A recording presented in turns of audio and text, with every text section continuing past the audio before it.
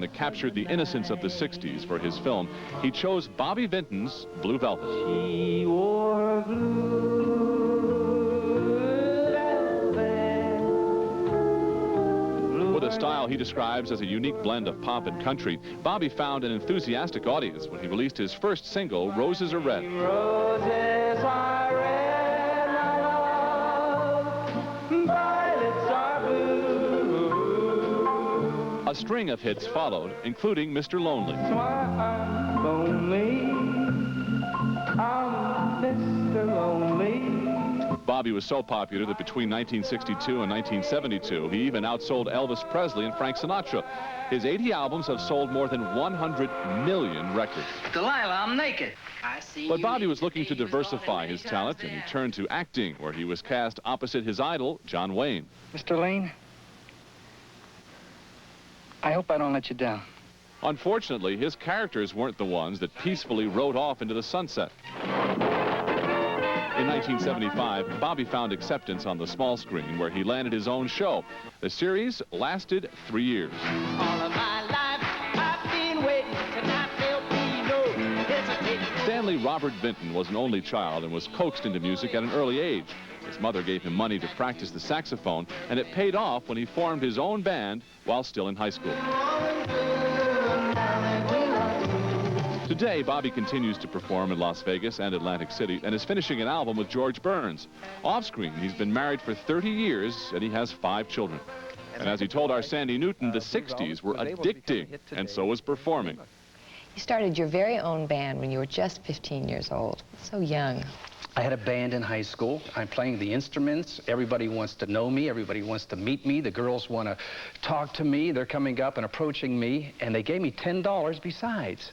I says, this is a wonderful life. I said, you don't even have to pay me. I'll do this for nothing. I says, and something like that turns one on in going into the business. As a result of having this band, in the 60s, when Fabian and Brenda Lee and Chubby Checker and Bobby Rydell and all them went on tour, they would use my band.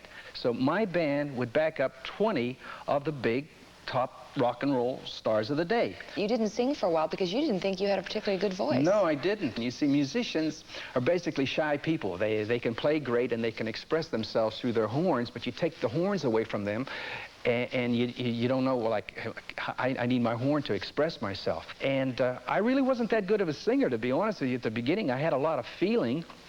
I was unique and different, but, and in a way, that's what sold.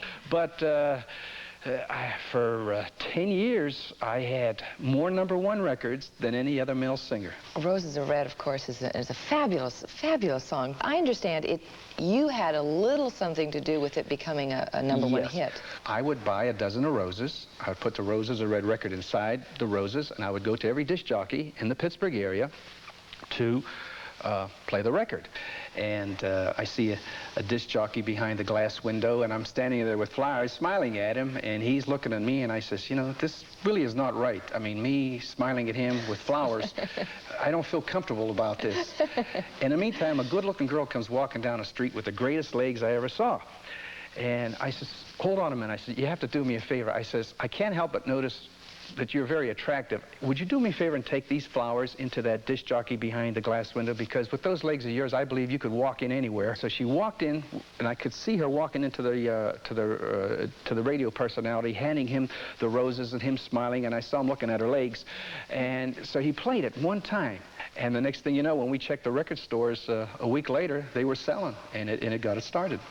So do you think it was just this woman with these great legs bringing the roses that made it the #1 hit? Well, it was a combination of many things, but I'll tell you what happened to me also. I'm walking down past the St. Patrick's Cathedral. I walked in and I looked around. I'm going to pray to a saint. And it seemed that all the saints were crowded. There were candles lit on all the saints until I came to one saint, and he didn't have one candle. I says, well, he's kind of a reject, like Roses Red, and I am. Nobody wants us. So I went to the saint, and I looked, and it said Saint Espanol. I always remember that. And I said to the saint, I says, look, I'm kind of asking for a miracle. I really can't sing. The song is corny, and I really need a miracle. Could you maybe talk to someone and maybe make this a #1 record? And next thing I know, I did have a #1 record. Now, this went on for 10 years. And I happened to have been in New York one more time when the record was #1, and I walked in to see the Saint to say, hey, that's it, no more. And the Saint wasn't there. So I saw some workers cleaning up around the place. I says, you know, excuse me, what happened to the Saint that was over here for 10 years? They looked at me, they says, what Saint? I says, the Saint Espanol that was in the corner here. They says, there has never been a Saint Espanol in that corner. Boy, that's amazing. That was amazing, but I've never gone back. I've never had a hit. But I won't go back, and I can't ask anymore. I want to talk about the kind of family man you are, because you have had one of the most successful marriages and fruitful marriages of anyone in this business. You've been married for how many years now? Almost 30? Or? Almost, yeah. I've known her since the 1st grade, and it was one of those things where she said, we ever going to get married? I says, oh, if I ever make a #1 record, I'm going to get married. But until then, I'm not going to get married. And I just knew her a long time, all my life. And let's talk about your 5 kids.